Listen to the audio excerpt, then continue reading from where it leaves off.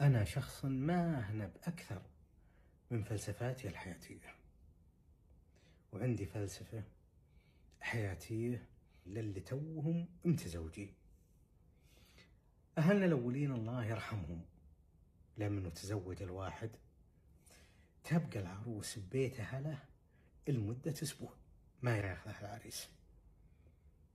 بعد أسبوع يقومون أهله يودونه البيت الزوج، يسمى إرحيل، أي يرحلونه من مكان بيت أهله إلى بيت الزوجية، إلى بيت زوجه.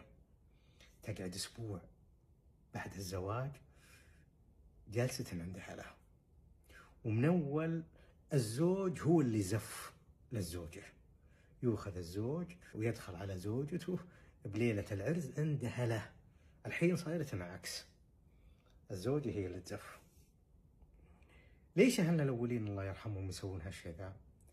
لأنهم يعرفون نفسية المرأة إنها ضعيفة الصراحة، والخوف به عالي جدا، ولذلك تجلس عند أهله يجسرونه لمدة أسبوع قبل ما تنتقل لحياتها الجديدة.